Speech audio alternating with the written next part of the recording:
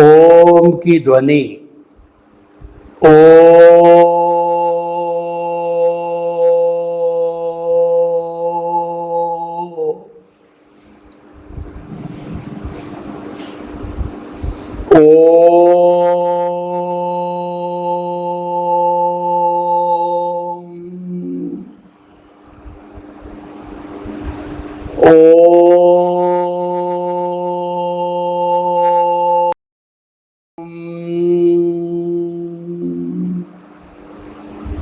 महाप्राण ध्वनि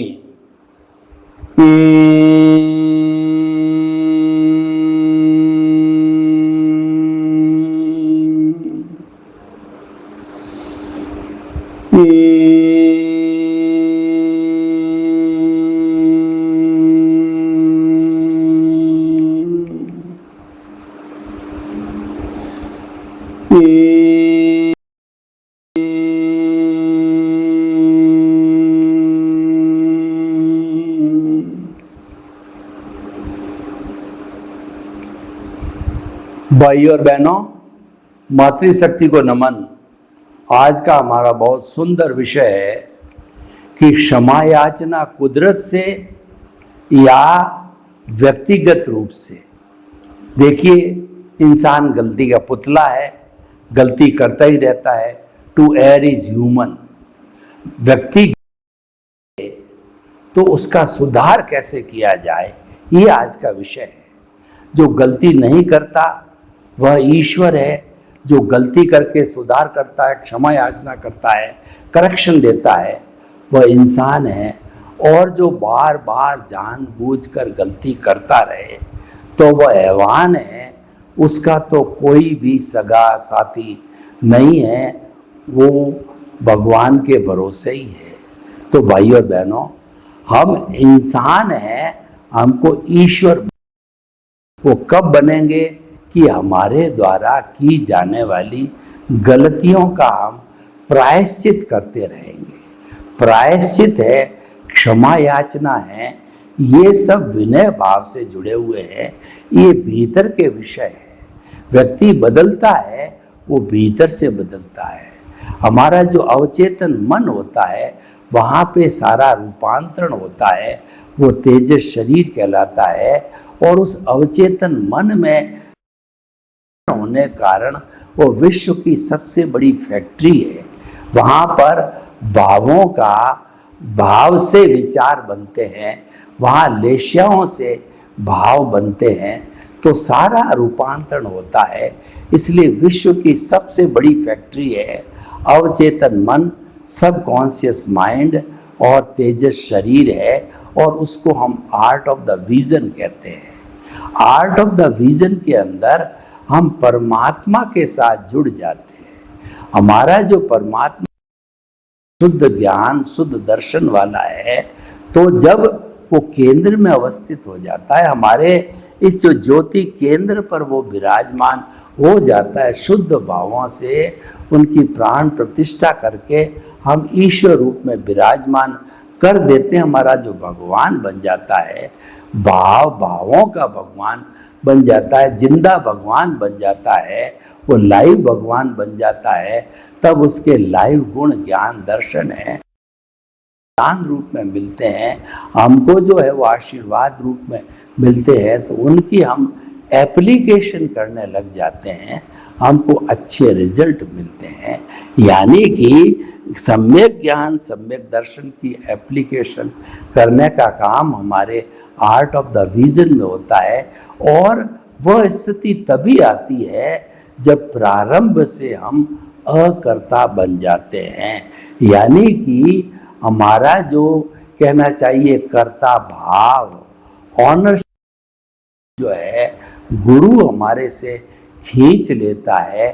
तो गुरु से खींचने का अर्थ ये हुआ कि वो हमारे को जो है वो उसका सहयोग करता है, वो हमारे से एक एग्रीमेंट कराता है, MOU कराता है कि द्रव्य कर्म, भाव कर्म, 9 कर्म, मन वचन काया तथा मेरे नाम की सर्वमाया आप प्रकट ज्ञानी पुरुष के सुचरणों में समर्पित करता हूँ। जब हम उसको समर्पित होते हम जो है भक्ति मार्गी हो जाते हैं। जब गीता में भगवान कृष्ण ने क्या कहा है कि तू लूचा है, लफंगा है, तू डाकू है और तू लुटेरा है, तू मेरे को समर्पित हो जा, तेरे मन वचन काया से जो कुछ भी करता है वो मेरे को समर्पित कर, तू मेरा हो जा। सांस भी लेता है तो कहो भगवान के लिए होता हूँ। जब तुम ऐसा समर्पण कर दोगे तो तुम्हारे समस्त दुखों का निवारण ही कराना है, ये मेरे द्वारा संभव हो जाता है। तो ठीक इसी तरह से जब हम निमित्त बन जाते हैं तो सारा कुछ है वो कुदरत हमारा अच्छा करती है। अकर्ता भाव में आने से निमित्त हो जाते हैं, निर्दोष हो जाते हैं और अकर्ता और शुद्ध आत्मा बन जाते हैं। तो कुदरत सब कुछ हमारा जो कल्याण करती है और हमारे को शाश्वत सुख दिलाने के अंदर वो शाश्वत सुख की नींव लगाती है। और जो व्यक्ति निमित्त भाव वाला होता है वो उसके जीवन में मन वचन काया तथा उससे जुड़ी हुई हर अवस्था मात्र कुदरती रचना है, वह ये मानने लग जाता है कुदरत के आशीर्वाद से, समर्पण से कहिए, अकर्ता भाव से कहिए, जो है अकर्ता भाव से कहिए, वो नो ब्लेम नो क्लेम की स्थिति में आ जाता है। व्यक्ति को दोषी नहीं समझता है, वह यही समझता है कि सारा दोष मेरा है, दोष मेरे भीतर भरे पड़े हैं। तो उन दोषों को जो है देखना, उन दोषों को निकालना, ये मेरा उद्देश्य है। जब वो जो स्वयं के दोष निकालने लग जाता है, स्वयं की फॉल्ट फाइंडिंग में लग जाता है, तो उसको रास्ता मिल जाता है और धीरे धीरे उसके सम्यक ज्ञान जो एप्लीकेशन से उसके सारे दोष निकलने चालू हो जाते हैं। जब वो पूरा निर्दोष हो जाता है तब वह शुद्ध हो जाता है और वह एक परमात्मा का रूप बन जाता है, क्योंकि उसने अपने आप समर्पण कुदरत को कर दिया। तो अब प्रश्न है, देखिए यहाँ के खड़ा होता है कि हमने समर्पण तो कुदरत को कर दिया, लेकिन कई बार हमारे से है किसी व्यक्ति को अनायास ही हम डांट देते हैं, फटकार देते हैं और अपने अहंकार के वशीभूत जो है उसको नीचा दिखाने की कोशिश करते हैं, किसी का इंसल्ट करते हैं, किसी को दोषी देखते हैं, किसी के प्रति व्यर्थ में अभिप्राय ओपिनियन देते हैं कि यह तो व्यक्ति ऐसा ही है, ये तो व्यक्ति झूठा है, और उस व्यक्ति को हम जलील करने लग जाते हैं। तो अभिप्राय और ओपिनियन देने की हमको किसने अथॉरिटी दी? कुदरत तो साफ कहती है कि मैंने इस दुनिया की व्यक्ति को जो है पावर ऑफ अटॉर्नी नहीं दी है कर्ता बनने की, और मैं ही सिंगल जो है करता हूँ और न मेरी कोई सिस्टर कंसर्न है कि जो किसी को कर्ता बनाती है। तो जो है लिविंग प्राणी मात्र अकर्ता है। तो ऐसी स्थिति के अंदर जो है हम निर्दोष हो जाते हैं। प्रतिष्ठान होता है, उसके अंदर जो सेठ होता है, मालिक होता है, मैनेजिंग डायरेक्टर होता है, वो जैसे निर्देश देता है उसके महातत्व लोग उसका काम करते हैं, मुनीम लोग उसका काम करते हैं, तो घाटा जाता है, मुनीम के नहीं जाता है। जो है बीन मरो बीन नहीं मरो, ब्राह्मण और टक्को तैयार है, यानी उसको तो 1 तारीख को अपना जो निर्धारित वेतन है वो मिलता रहेगा। नफ़ा नुकसान है वो सारा जो है मालिक का होता है, एमडी का होता है। उसके लिए उसी तरीके से जब हम निमित्त तो हमारे को जो है कोई भी गलती करें उसके लिए जिम्मेवार नहीं है, क्योंकि कुदरत ही हमारा संचालन करती है। जो कुछ गलती कराती है वही कुदरत कराती है, क्षमा याचना करना है वही कुदरत से करना है। तो आज का विषय है कि हमें क्षमा याचना कुदरत से करना चाहिए या व्यक्तिगत करना चाहिए। दोनों ही एक ही बात है। जब हमारे को किसी से देहाध्यास के कारण मिथ्या ज्ञान, मिथ्या दर्शन और मोहनीय कर्म की एप्लीकेशन हो गई, तो उसके फलित जो है राग द्वेष पैदा हो गया, और हमारा किसी से जो है वो इस राग द्वेष के निमित्त हमने किसी को कष्ट दिया, तो कुदरत माँ से जो है हमको क्षमा याचना करनी चाहिए।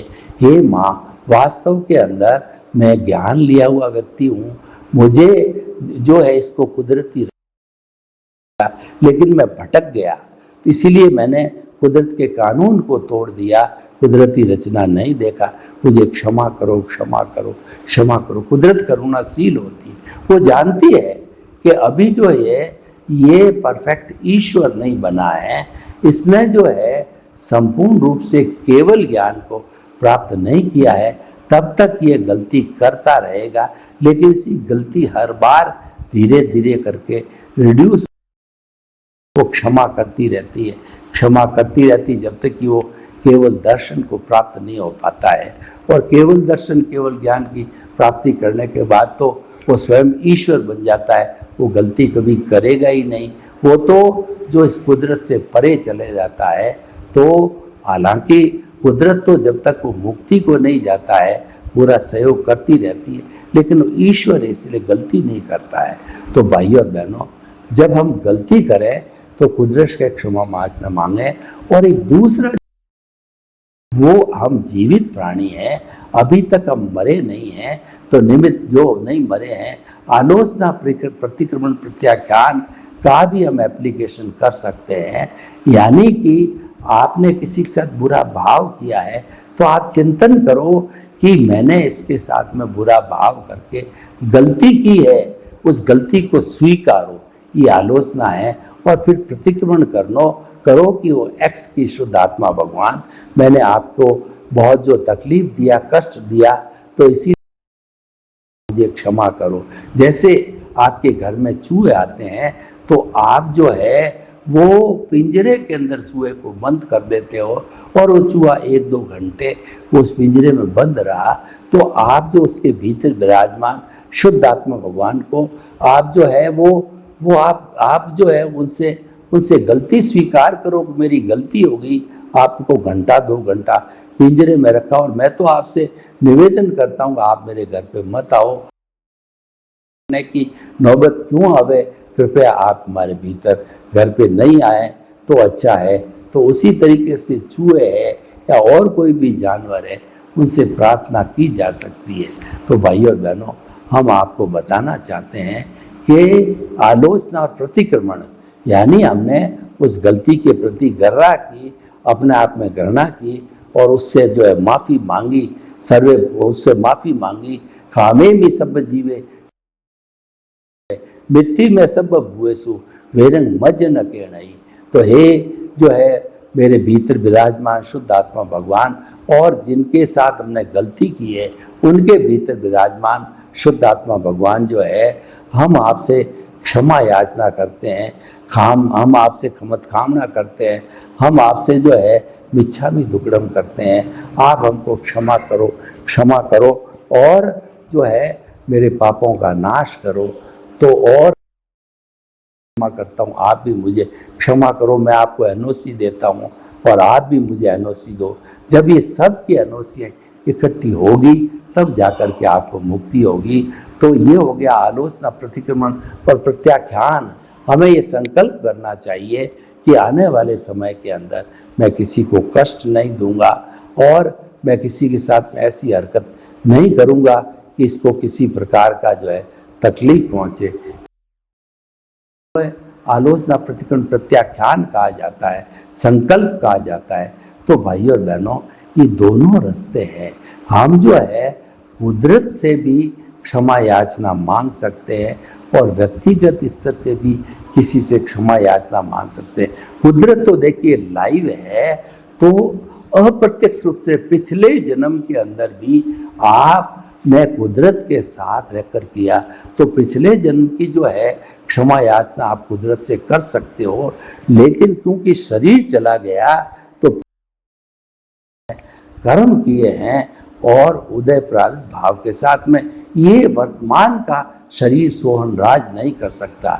जो एडिशन, डिलीशन, सब्ट्रैक्शन और करेक्शन है वो इसी जीवन के अंदर होता है, जब तक कि आत्मा विराजमान होता है और वही शरीर है वो करता है। और शरीर छूट जाता है तो फिर दूसरा शरीर है फिर क्षमा याचना करने कोई औचित्य नहीं रहता है। कुदरत तो थी, है और रहेगी, उससे तो क्षमा याचना करने का औचित्य रहता है। दोनों की तुलना के अंदर अगर हमको भवान्तर की क्षमा याचना करनी है तो कुदरत से कीजिए, और इस जन्म की जो करनी है वो उस व्यक्ति की आत्मा की साक्षी से कीजिए जिसके साथ हमने बुरा व्यवहार किया है, जिसको कष्ट दिया है, प्रताड़ना दी है, उसको तकलीफ दी है। तो भाइयों और बहनों, हम आपको समझाना चाहते हैं, इस जन्म से करो अच्छी बात है, कुदरत से भी कर सकते हो, लेकिन पिछले जन्मों की जो है आप कुदरत से क्षमा याचना करके शुद्ध हो सकते हो। क्यों क्षमा याचना जो है, क्षमा देना और क्षमा लेना है, ये अपने आप में एक शुद्धिकरण का बहुत बड़ा मंत्र है। इसका हमें पालन करना चाहिए। जैन दर्शन में तो यहाँ तक माना गया है कि क्षमा याचना करता करता मुक्त हो जाता है, वो अपने आप को शुद्ध बना लेता है, क्योंकि अपने भीतर जितने भी दोष जो है भरे पड़े हैं वो हम क्षमा याचना करने में लग जाते हैं तो फास्ट स्पीड से वो शुद्ध होते हैं। जैसे कि आर्ट ऑफ विजन के अंदर हमने सम्यक ज्ञान, सम्यक दर्शन की एप्लीकेशन की, तो उसका प्रोपोर्शनेट ये है, हमारा अज्ञान विनाश होता रहता है, वह इरेज होता रहता है। तो ठीक इसी तरह से क्षमा याचना करते रहने से हमारा जो सूक्ष्मतम शरीर है, जिसको कि हम कहते हैं कि वो शरीर जो है वह अति सूक्ष्म है, वो कर्म शरीर है, उसकी धुलाई होती रहती है, उसकी सफाई होती रहती है, और एक दिन ऐसा आता है कि वह सारा जो है हमारा सूक्ष्म शरीर है, पूरा ज्ञान है, पूरा विलीन हो जाता है। वह स्थिति हमारे सिद्ध बुद्ध और मुक्त बनने की हो जाती है। तो भाइयों और बहनों, हम कंकर से शंकर बन जाते हैं अगर हम जो है क्षमा याचना के सूत्र की तरफ बढ़े तो। क्यों क्षमा और देना और क्षमा लेना ये विनय का गुण है, और विनय है समस्त गुणों की खान है। अगर व्यक्ति गुण को अपना लेता है तो सारे गुण वहाँ आकर के एकत्रित हो जाते हैं। जैसे कि देश का प्रधानमंत्री या राज्य का मुख्यमंत्री आके खड़ा हो जाता है तो उस स्थान के सभी डिस्ट्रिक्ट लेवल ऑफिसर है, उनको प्रोटोकॉल के तहत जो है उनको प्रेजेंस देनी जरूरी होती है। उसी तरीके से हमारा भीतर प्रभु विराजमान है, तो हम जितनी गलतियां करते हैं क्षमा करता रहता है, कुदरत हमको क्षमा करती रहती है। तो एक क्षमा करने से हमारा शुद्धिकरण, मॉडिफिकेशन और होता रहता है हमारा, और वो हमें करते रहना चाहिए। इसीलिए कहा गया है कि क्षमा वीरस्य भूषणम। वीर व्यक्ति होता है वही क्षमा कर सकता है। कायर व्यक्ति होगा, कमज़ोर होगा, वो क्षमा नहीं करेगा। वो तो कोई व्यक्ति उसके साथ व्यवहार करेगा, वैसा ही व्यवहार वो कर देगा, वो टिट फॉर टैट करेगा, दहले से देगा। वो कहेगा मैं कौन सा कमज़ोर हूँ, वो तो उसके अनुरूप ही जो है वो व्यवहार करेगा और उसको तकलीफ देगा। यानी वो रिवेंजफुल एटीट्यूड होगा, वो जो है बदला लेने की भावना से होगा। लेकिन हमारा क्षमापना जो है ये बताता है बदला नहीं, बदल कर बताओ। यानी किसी ने आपको गाली दी है तो उस गाली को स्वीकार मत करो, वो वापस चली गई। आपको किसी ने बुरा भला कहा है तो आप उसको लेट गो की प्रतिक्रिया मत करो। यानी हियर लाइज द पॉइंट, जो प्रतिक्रिया व्यक्ति है, टकराव टालो की स्थिति है, ये आपको बचाती है। और ये गुण हैं आत्मीय गुण कहलाते हैं, मानवता के गुण कहलाते हैं। तो हमें मानवीय गुणों का, आत्म गुणों का लगातार जो है चिंतन करता रहना चाहिए। उनका आर्ट और विज्ञान के द्वारा उनका उपयोग किया जाना चाहिए, क्योंकि उन गुणों की एप्लीकेशन है, उस की एप्लीकेशन तो निश्चित तौर पे ऐसी एप्लीकेशन होगी वो हमारे अज्ञान को झाड़ेगी, अज्ञान को कम करेगी। तो हमें इस तरीके से अज्ञान का विसर्जन करना है, और अज्ञान का विसर्जन है वो विज्ञान के द्वारा ही कर सकते हैं। और विज्ञान जो है उसमें क्षमा याचना को जोड़ा जाता है, तो निश्चित तौर पे विसर्जन अच्छा।